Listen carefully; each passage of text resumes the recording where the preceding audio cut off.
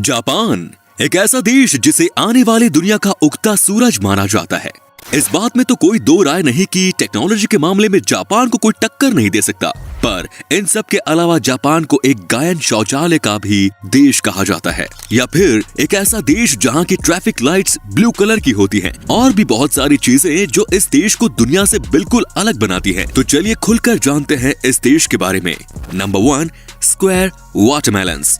दोस्तों, तरबूज के इस आकार का आविष्कार पिछले 70s में एक ग्राफिक डिजाइनर की मदद से किया गया था, क्योंकि इस आकार में इन्हें फ्रिज में मजबूती से रखा जा सकता है और काफी आराम से काटा भी जा सकता है। जापान के किसान इन्हें एक स्पेशल कंटेनर में उगाते हैं, जैसे कि ये काफी महंगे और खूबसूरत होते हैं। लोग इन्हें खाने के तौर पर न खरीद के सजाने के तौर पर ज्यादा खरीदते हैं। Number 2, ramen noodles bath. Hakone में बसे इस यूनशान स्पा रिजोर्ट में सुअर के मांस का सूप और रामेन नूडल्स खिलाकर लोगों का दिल बड़े आराम से जीत लिया जाता है। जापान के काफी लोग इसके पीछे दीवाने हैं। उनका ये मानना है कि सुअर के मांस का सूप उनकी त्वचा के लिए बहुत लाभदायक है, क्योंकि उसमें भारी मात्रा में कोलेजन पाया जाता है।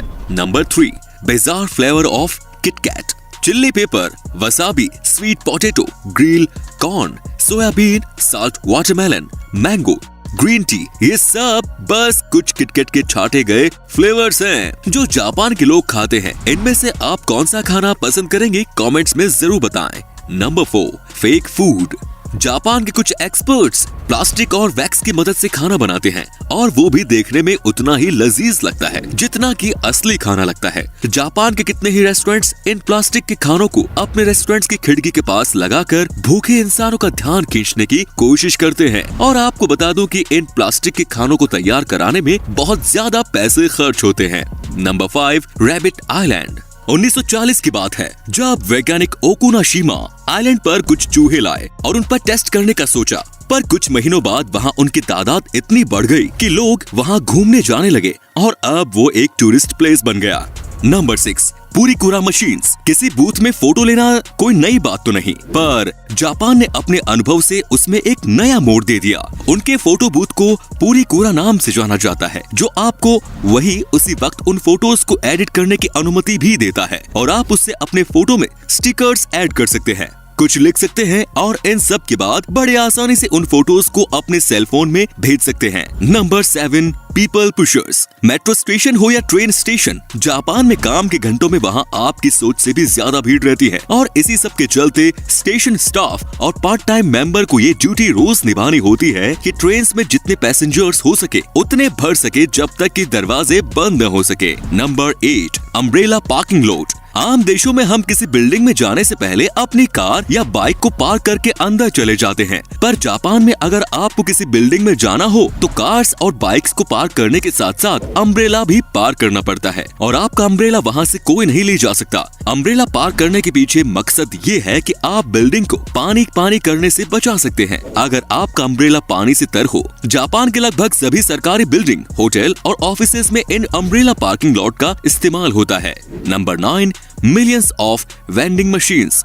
दुनिया के कई देशों में वेंडिंग मशीन नाम की कोई चीज ही नहीं है, वहीं पूरे जापान में 5 मिलियन से भी ज्यादा वेंडिंग मशीन्स का इस्तेमाल होता है। जापान के लोगों का देर रात तक काम करना बिल्कुल आम बात है, और इसीलिए उनके स्नैक्स और सोडा के लिए ही इन वेंडिंग मशीन्स का इस्तेमाल ज्यादा होता है। पर वैसे आप इन वेंडिंग मशीन से कुछ भी खरीद सकते हैं, महली से लेकर अंडरवियर भी, कुछ भी।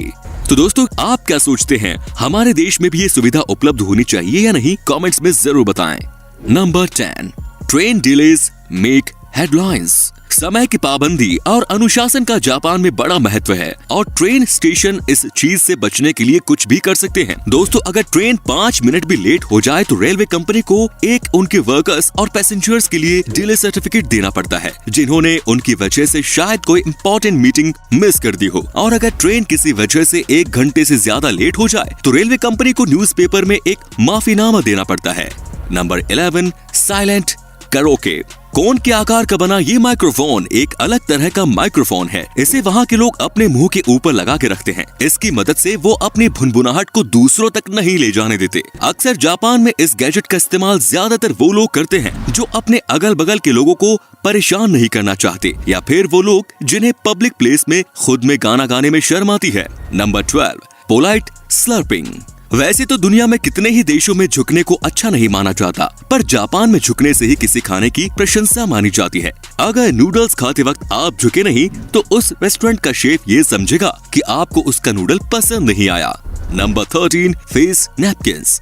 ये तो आप जानते ही होंगे कि जब कभी भी हम बर्गर खाते हैं तो हमारे मुंह पे केचप लग ही जाता है, चाहे हम कितना ही आराम से क्यों न खाएं। पर वहाँ के एक रेस्टोरेंट के मालिक ने इसका इलाज ढूंढ लिया है। वो रेस्टोरेंट में आने वाले मेहमानों का चेहरा एक अलग तरह की नैपकिन से कवर कर देते हैं, जिससे कि उनके बर्गर खाने से उनका चेहरा गंदा नहीं होता, पर हाँ दोस्तों, देखने में थोड़ा अजीब जरूर लगता है। Number 14, water saving sinks. Japan में इन बेसिन्स को बिल्कुल टॉयलेट्स के बगल में लगाया जाता है, और ऐसा इसलिए क्योंकि टॉयलेट के तुरंत बाद पहले आप अपने हाथ धो लें और फिर वही पानी आप फ्लश के लिए इस्तेमाल कर सकें। तो इसी तरीके से आप एक ही पानी से 2 काम कर सकते हैं। नंबर 15, स्ट्रेंज मायो। दोस्तों, जापान में मेयो की कोई खास रेसिपी नहीं है। वहाँ पे लोग इसका इस्तेमाल सैंडविच, सलाद या मीट में नहीं करते, बल्कि वो इसका इस्तेमाल आइसक्रीम्स और पेन केक्स के ऊपर करते हैं। अजीब है पर सच है दोस्तों। Number 16, naps at work. Japan में अगर किसी इंसान को झपकी लेते हुए पाया गया तो उसको मेहनत से काम करने की निशानी माना जाता है, और इसीलिए वहाँ झपकी लेने को बिल्कुल गलत नहीं माना जाता। पर अगर हमारे देश में ऐसा कर दिया जाए तो उसे तो काम से निकाल देंगे, है कि नहीं दोस्तों। Number 17, world's shortest escalator. Kawasaki शहर के मोर्स डिपार्टमेंट स्टोर में आपको दुनिया का सबसे छोटा एस्केलेटर देखने को मिल जाएगा। इस एस्केलेटर में बस 5 सीढ़ियां हैं और सिर्फ 33 इंच लंबी। ये तो है जापान के लोग टेक्नोलॉजी का भरपूर इस्तेमाल करते हैं। Number 18, doll village. जापान के इस गांव नागरो की आबादी 300 लोगों की हुआ करती थी, पर इस गांव में अब 40 के आसपास ही लोग रहते हैं। एक लोकल आर्टिस्ट सुकीमी आयनो ने इंसानों के आकार की गुड़िया बनाई, जिनमें से कई सारे वहाँ के लोगों की तरह लगती थी, और उन्हें वहाँ ऐसे रखा जाता था जैसे वो कोई काम कर रहे हो, जैसे कि उन्हें गांव के स्कूल में किसी क्लासरूम में बैठा दिया जाता है, जो कि शायद अब कुछ दिनों पहले बंद कर दिया गया है। Number 19, number force. दोस्तों, जापान के कल्चर में ये बहुत आम है कि वहाँ के लोग 4 नंबर से बहुत बचते हैं, क्योंकि वो लोग इसे बहुत अशुभ समझते हैं, और इसीलिए जापान की बिल्डिंग्स 4 फ्लोर की नहीं होती, और वहाँ की दुकानों पर चम्मच के सेट भी नहीं बिकते। उन्हें 4 नंबर से इतनी नफरत है कि वो घर में 4 मेहमानों को भी नहीं आने देते। वो उसे कोई अशुभ काम की निशानी मानते हैं। Number 20, blue traffic light. Japan के सड़कों पर हरे कलर की लाइट की जगह नीले रंग की लाइट का इस्तेमाल होता है, और इसके पीछे का राज इनके नाम में ही छुपा है। इतिहास में ग्रीन और ब्लू को एक ही नाम ब्लू से जाना जाता था। जब जापान में पहली बार ट्रैफिक लाइट्स का इस्तेमाल किया गया था तो वो हरे कलर के ही लाइट्स का इस्तेमाल करते थे, पर जब उन्होंने सच जाना तो उन्होंने ग्रीन की जगह नीली लाइट्स का इस्तेमाल करने का इरादा बना लिया। Number 21, cleaning classes. जापान के सभी स्कूल में बच्चे अपने क्लासरूम को खुद ही साफ करते थे, क्योंकि वो इस काम को अपनी पढ़ाई का एक हिस्सा समझते थे, और यहाँ तक कि वहाँ के टीचर्स भी इसमें उनकी मदद करते थे। क्लासरूम के साथ साथ बाथरूम भी साफ करने की जिम्मेदारी भी स्कूल के बच्चों को ही दी जाती थी, क्योंकि वहाँ के टीचर्स का मानना है कि ये काम उन्हें रिस्पॉन्सिबल सिटीजन बनने में उनकी मदद करेगा। Number 22, footpath train. सुडोई टूरिस्ट ट्रेन जापान की एक ऐसी ट्रेन है जिसमें ऐसा नजारा देखने को मिलता है जो आप सोच भी नहीं सकते। इस ट्रेन में फुटपाथ की सुविधा भी पाई जाती है। खुशबूदार सरों के पेड़ की मदद से बनाए गए, और इसमें हल्के गर्म पानी का इस्तेमाल किया जाता है, जो कि पैसेंजर्स को काफी आराम देता है। Number 23, futuristic toilet. जापान के टॉयलेट्स आम टॉयलेट्स की तरह बिल्कुल नहीं होते। ये बहुत ही अच्छी तकनीक से बनाए गए हैं। इन टॉयलेट्स को इस्तेमाल करने से पहले आपको पता होना चाहिए कि आखिर इसमें मौजूद इन बटन्स का मतलब क्या है। इसमें कई अलग तरह के ऑप्शंस पाए जाते हैं, जैसे कि अगर आप चाहे तो टॉयलेट सीट को अपने मुताबिक गर्म कर सकते हैं, आप चाहे तो गर्म पानी स्प्रे कर सकते हैं, और चाहे तो आप गाने भी बजा सकते हैं। दोस्तों, जापान की इस टेक्नोलॉजी के लिए एक लाइक तो बनता ही है। Number 24, crazy flavour ice cream. Japan के लोग खाने के अजीब अजीब जोड़े बनाते हैं और उसे बड़े चाव से खाते हैं। उसी में से एक है ये आइसक्रीम फ्लेवर। आइसक्रीम फ्लेवर के नाम पर जापान के लोग घोड़े का मांस, कैक्टस, चारकोल, लहसुन का इस्तेमाल करते हैं, और ये सब इनके लिए कोई हैरत की बात नहीं। Number 25, space saving parking lot. दोस्तों, जापान लोगों से भरा हुआ देश है। वहाँ के लोग पार्किंग लॉट्स के नाम पर जगह की बर्बादी बिल्कुल नहीं करते। जैसा कि आप स्क्रीन पर देख पा रहे होंगे किस तरह वहाँ के लोग मल्टी लेवल गैराज का इस्तेमाल करते हैं। Number 26, robot run hotel.